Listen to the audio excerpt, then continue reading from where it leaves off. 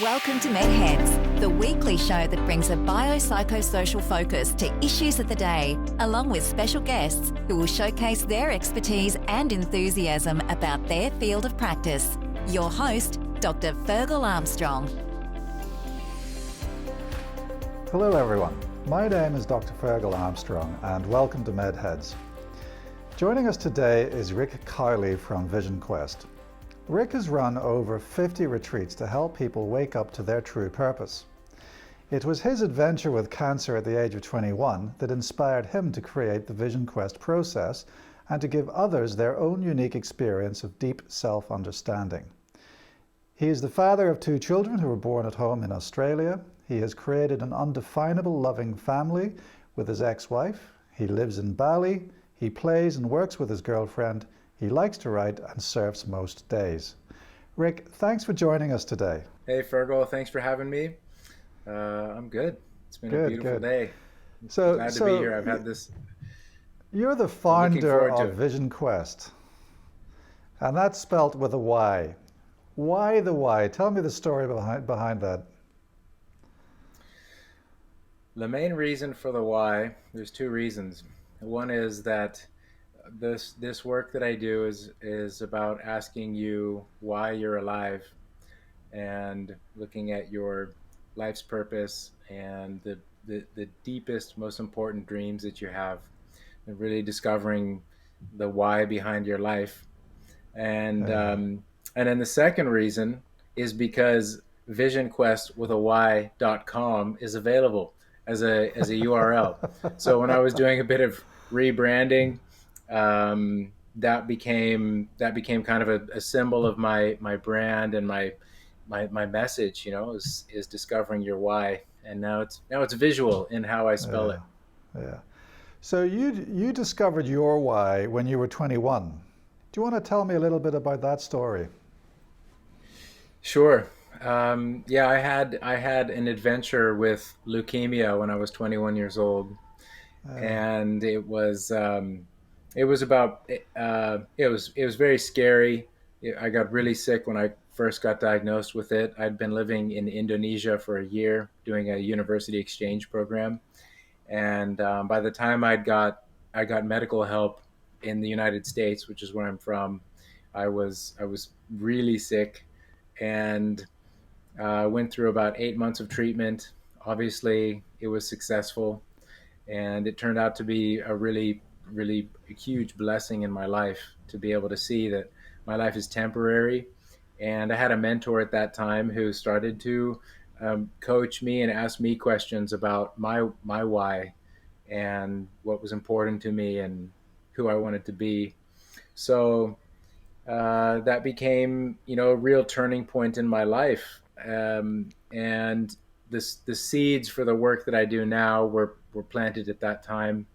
And I knew that I wanted to help other people have an experience like that, where you're realizing how precious and temporary your life is, and starting to connect with yourself in a different way and understand yourself and understand what your gifts are. All right. So you've now done 50 VysionQuest retreats, haven't you? I mean, what was your first retreat, and how would you compare that to your most recent retreat?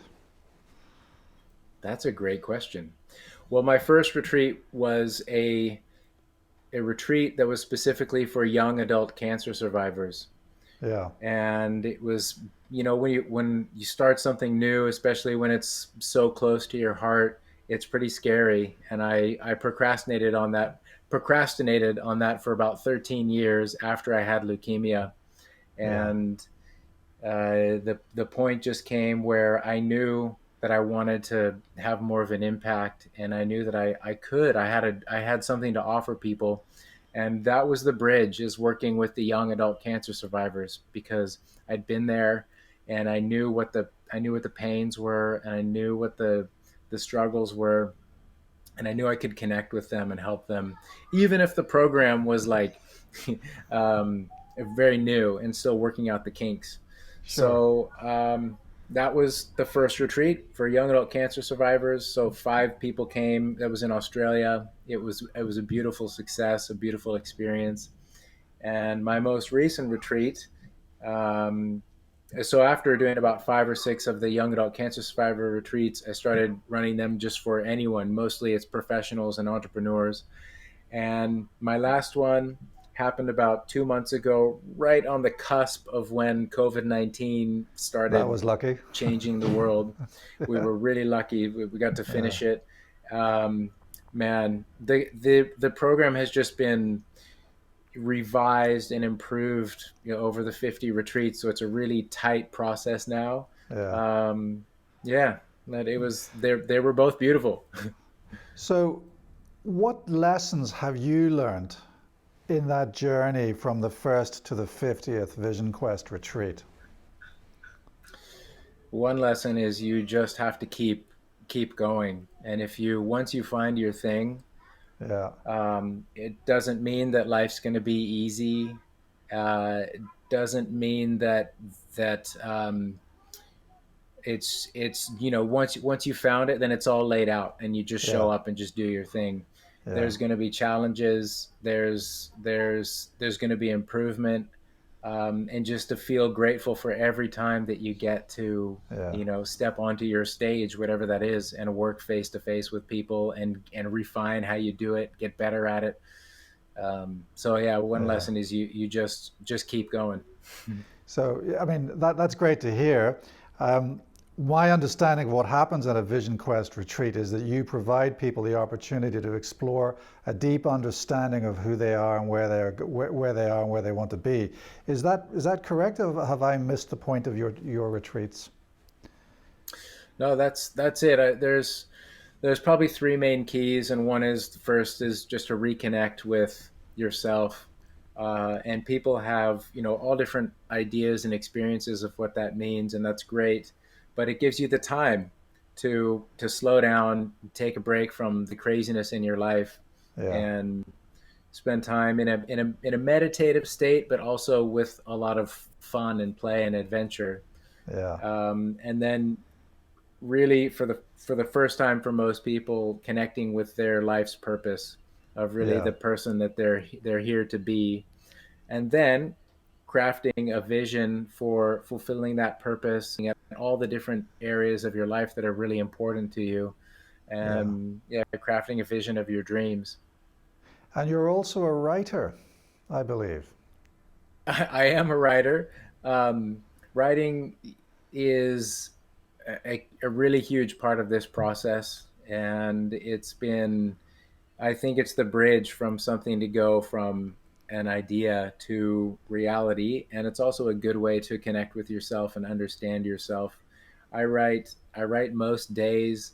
Um, uh, yeah, stay tuned for a book on the way. It's in its infancy right now, Uh-huh. but yeah, I love writing. Yeah, yeah. So overall, I believe that your life's passion is helping other people understand their life's purpose. Is that correct? Hmm. Yeah, Yeah. that's at the core of what That's I that's do. the core of it, isn't it? Yeah. So tell me, what is life's purpose?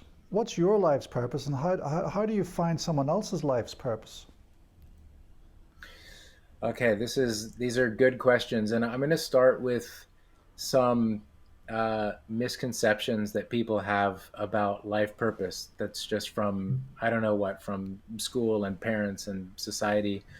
But the first one is that you're so one of the blocks that I see is when people are working or trying to understand it, is that the mind goes to, how can I monetize this? What sort of Yeah, business am I going to create? What project am I going to create that's going to create an income? And it's putting the cart before the horse, and actually makes it harder to understand really what your purpose is. So you have to put that aside and right. and realize that once you connect with your purpose, then there are going to be different ways for you to express your purpose and fulfill it. And a business or a project or something that does bring in income is the best, and that's my wish for people. But at the beginning, you got to put that to the side, because otherwise your mind kind of closes it down too early when you're discovering your purpose. And from what I've seen, your purpose is the way that you uniquely uplift and empower other people. And it's primarily a way of being. So Right. it's kind of like, you can imagine, you can be trained at something, you can be an expert at something, but the way I think of it is, it's like 50% of your effectiveness is just in your presence. It's like your Yeah. energy. And you might be Yeah. able to relate to that. When you're really in your flow, it's just being present with someone, and then from there what questions to ask, or what suggestions to make, or what energy to give them, whether you're being really stern with them or you're being nurturing. Yeah. um, so it takes some of the pressure away from, like, oh, this is my purpose, I have to do it perfectly. It's more Yeah. like, once you understand it, then you can start doing it on purpose and being how you were really designed to be. Yeah. So if I can reflect back to you, what I've understood from that is basically what, firstly, you need to remove any form of or any concept of monetization from the thinking behind identification of one's purpose, because that clouds one's judgment. And secondly, you said something to me that really chimes with me personally, because I mean, I'm passionate about the diagnosis of purpose, my purpose, the purpose for other people. When people come to see me and they feel lost, and I say, well, what's your purpose in life? I personally feel that man's purpose, i.e. every one of us, our purpose, is service to our fellow man. And I think that chimes with what you've just said about empowering other people. Would you agree with that? Would you have a thought on that? Yeah, I have a little anecdote from a retreat that answers that well. So sometimes we'll be sitting around a table, say the lunch table, and just coming up with things to talk about. And so one day we were doing that, and I asked people. Someone else asked, if you could have a superpower, what would it be? And everyone said things like, you know, um, you couldn't get hurt, or you could, travel instantly anywhere in the world, or be Yeah, invisible, or things like yeah, that. And then I asked, if you could have a spiritual superpower, what would it be? And everyone sat quiet for about a minute and thought about it. And as we went around the table, everyone said almost the same thing in their own different way. And it was, I would relieve other people's suffering, and I yeah, would help them understand how powerful they are. yes. And this is Optimization of like, others' function, I think. yeah, yeah. Yeah, And so yeah, it's like everyone has this sense of like, oh, when you have a unique way that relieves other people's suffering and yeah, helps them. You just want them to know who they are, and yeah, be themselves and give their gifts. yeah. And one of the things that I spend a lot of time discussing with people is the idea that you don't have to be a superhero to help somebody else. You don't have to have a superhero purpose. You don't have to be a superhero. You just have to be a man or a woman, a human being, and show kindness. And that can be purpose in and of itself. For sure, for Yeah, sure. I think that message is super powerful.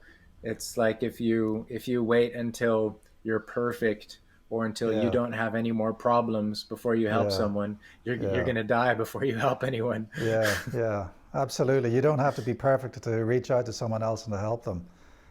Yeah, Yeah, yeah. The yeah. Good Samaritan wasn't perfect, and neither do you have to be. So, Yes. I often wonder, we grow up, we grow up in a world where some of us feel that, our life is mapped out from an early age, and then all of a sudden life goes awry, and our previous plans don't pan out, and that's when we get lost.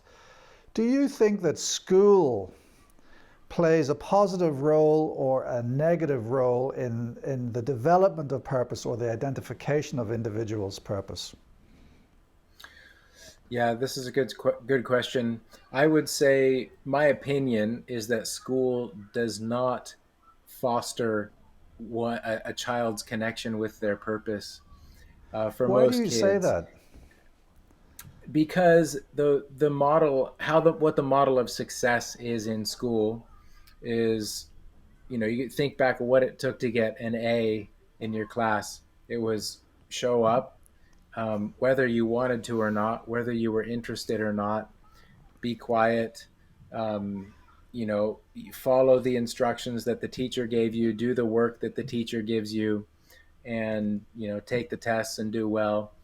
But they don't even ask you if you're interested or Mm. how you want to learn. Yeah, yeah, And so from when we're 5 years old, we're being trained to ignore our inner inspiration and our passions and our curiosities and our interests, and to fit into learning in this one way. And for yeah. some kids, it works.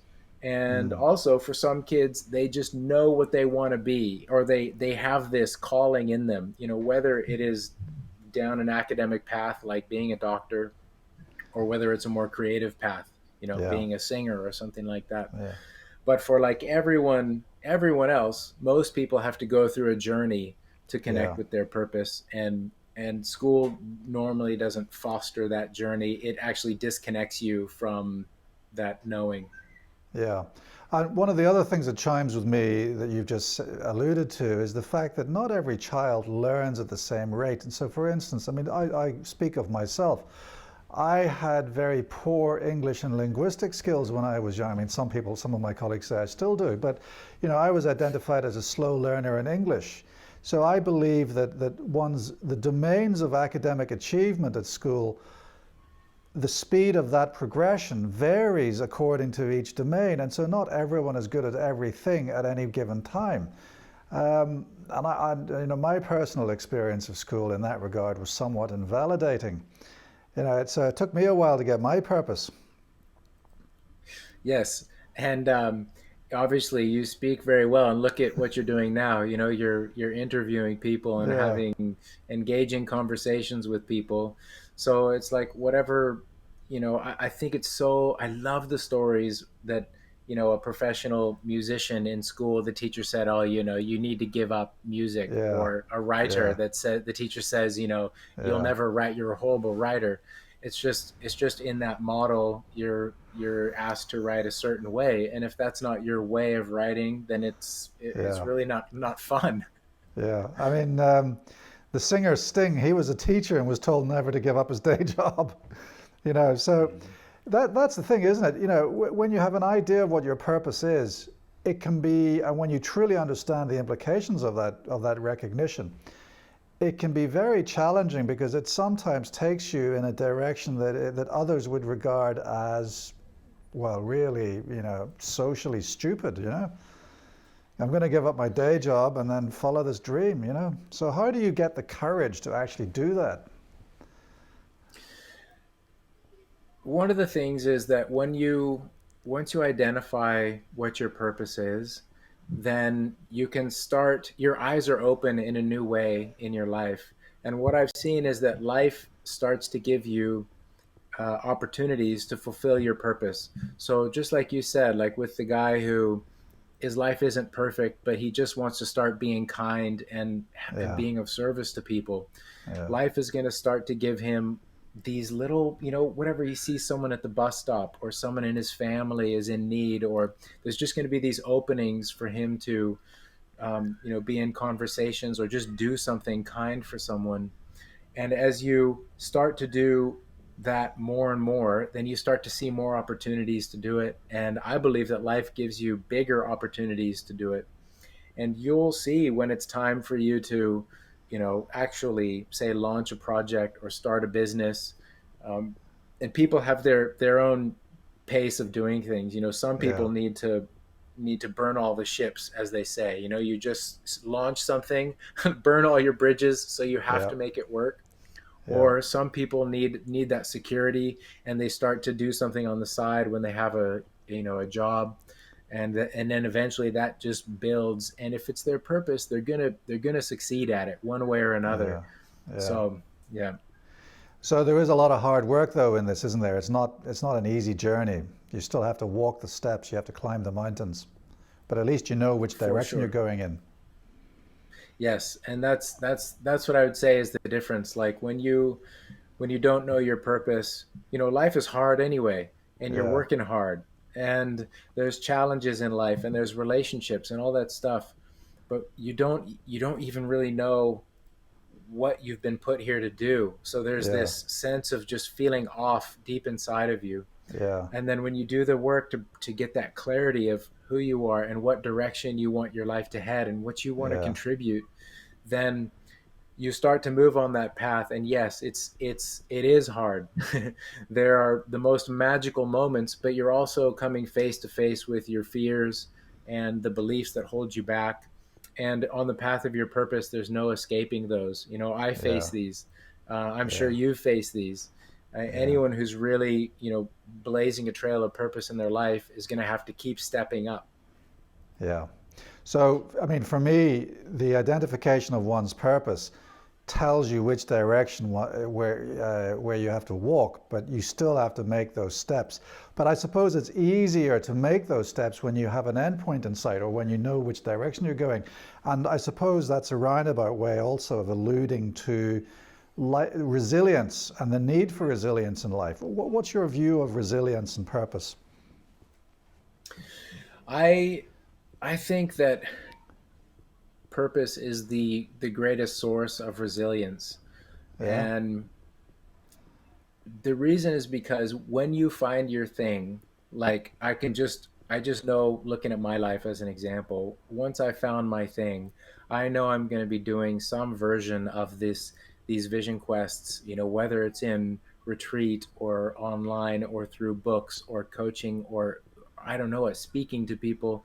I'm going to be doing some version of this until the day I die. Like Yeah. there's nothing I would rather be spending my time doing and Yeah. creating than helping people get this clarity. Yeah. And I know that it's not going to be, it's always easy. I face my biggest fears on this path.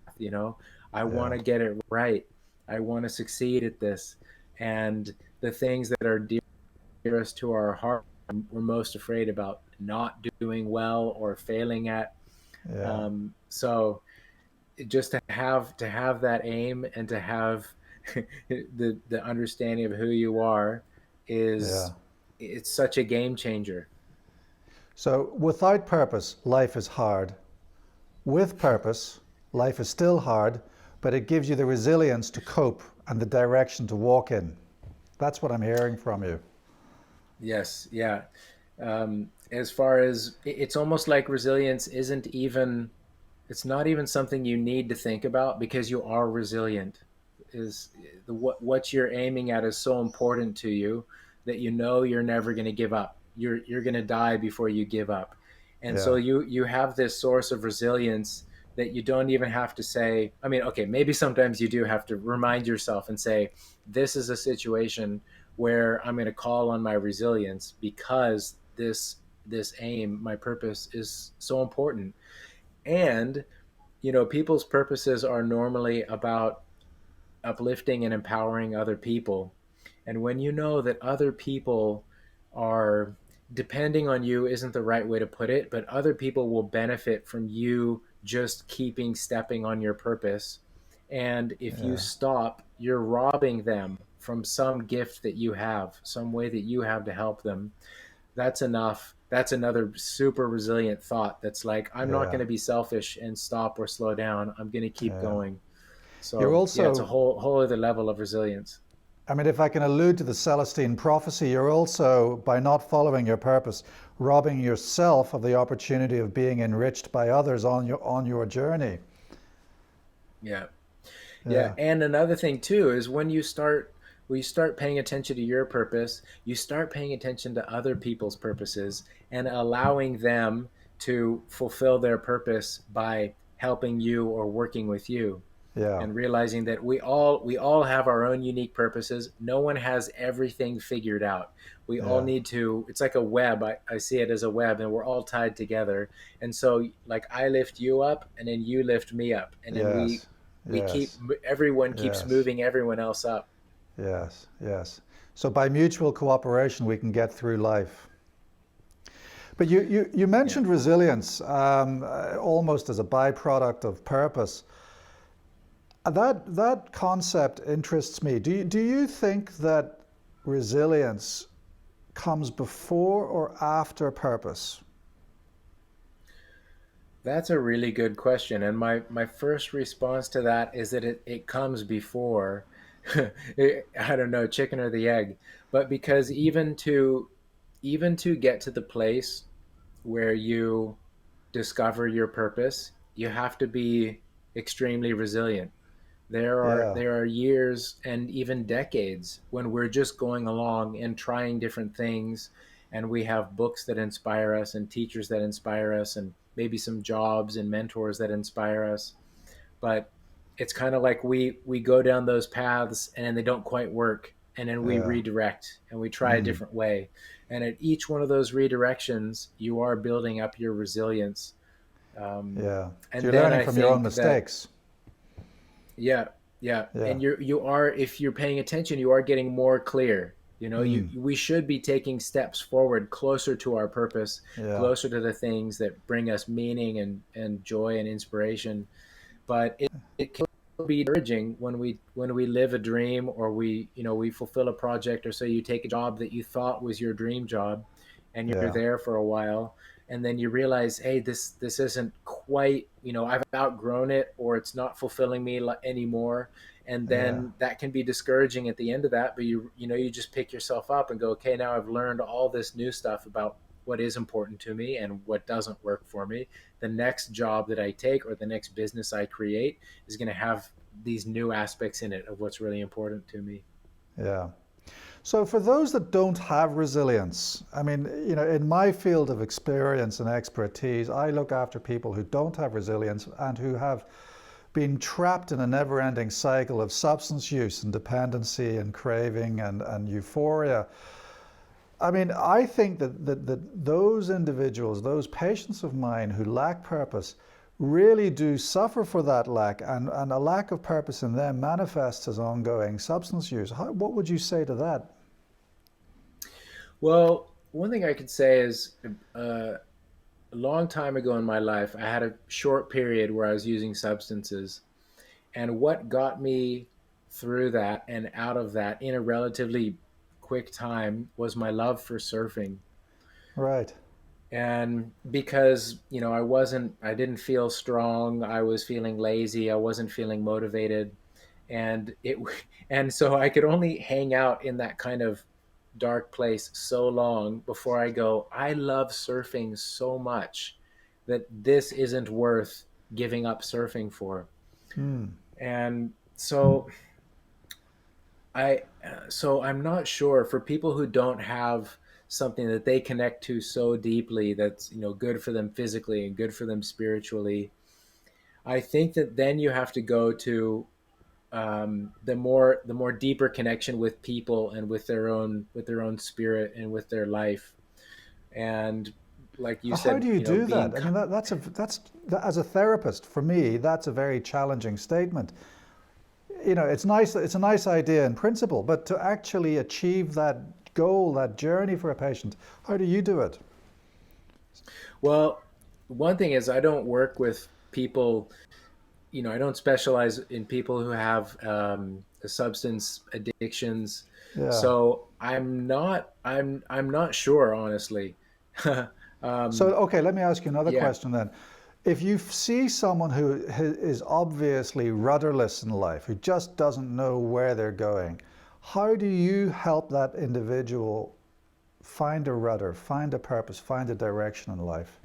And secondly, Well, yeah. having given them that direction, what changes do you see in their lives for the better?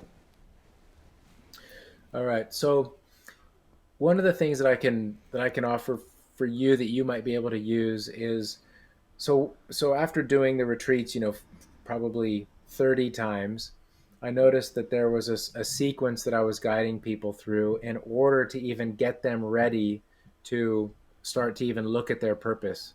Right, What I found was that you can't take someone straight to their purpose, because right, there are forces that don't want you to discover your purpose, because your purpose is your greatest fuel source for change.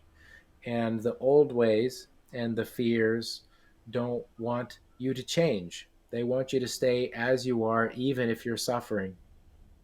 There are two topics or two questions that help to prime someone to even start to be able to look at their purpose. And one is the question of what do you appreciate, connecting to gratitude in your life and looking all that you have achieved in your life and all the blessings that you've been given, even what you've given to other people. So Mm, refocusing your attention on appreciation and gratitude. And right. then from there, once you have a bit more of a connection and a foundation with gratitude, is starting to ask someone, what inspires you?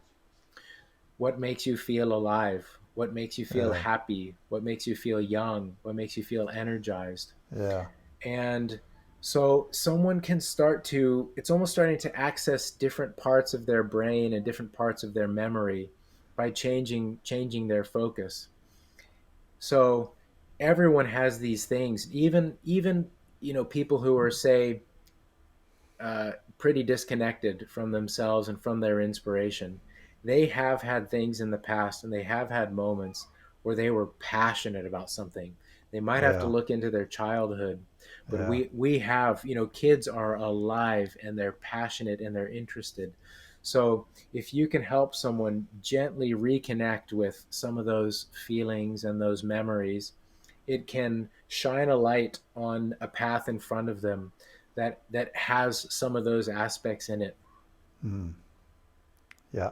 I also feel that fear fear is a great barrier to self-realization, self-actualization, and specifically low self-esteem and the fear associated with that. And I would imagine that the discovery of one's purpose goes a long way to dissolving or mitigating that fear.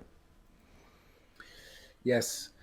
um, there's a you have a special connection with your purpose that at the beginning you have to, it is for sure, it's scary, and I'll talk a little bit about that, of my experience with the fear as I've been living my purpose Yeah, for almost a decade now. But at the beginning it's quite scary. And but there's something in your purpose and knowing that if you be this way, if you do this thing, it could help someone, yeah, that is empowers you to step through the fear. yeah, And as you live your purpose more and more, I believe that you're called to expand your impact more and more. It could mean work with more people, or work with people more deeply, or work with people in new ways, or create something new. And at each of those like growth points, the fear comes up again. I face it. I there's times when I have intense fear and intense low self-esteem, but I know that what I'm going for is worth stepping through the fear and the low self-esteem, and yeah, just recognizing again, as the fear just doesn't want me to change. It just wants yeah, me to stay living my purpose at this level. yeah, But my heart and my soul want me to live it now at this level. So yeah, I'm going to have to go through fear to get there. yeah. So we've run out of time for today. What final message of hope can you give to people watching about your expertise and your life purpose and the discovery of life purpose? I can just say you have no idea how much your life can change, and you have no idea about the clarity and the self-understanding that is inside of you. And I want to encourage you to be patient with yourself and to ask yourselves those two questions: what do I appreciate, and what inspires me? And sit down with a pen and paper and just journal on those two questions, and see how it changes your state and see what comes to mind. And this is not about being perfect. It's not about setting a plan for your whole life, and it's set and you don't have anything to worry about anymore. This is just about really deeply connecting to yourself and being authentic with yourself, and having a reason that's big enough to keep stepping through the fear every day. Thank you, Rick. I really do appreciate your insights on this subject, and I certainly hope that we can speak again very soon. Yes, thanks so much, Fergal. Thanks for the great questions, and I look forward to next time. That's it for today's MedHeads. Thanks for joining us. If you'd like more information about Rick's courses, see the link below or watch this short video. Most people have lost touch with themselves, and they don't know what they truly want in life. My VysionQuest process helps you embrace your sensitivity and discover your true purpose and dreams. People who have that kind of self-understanding can stop fighting life and just become the person that they were born to be.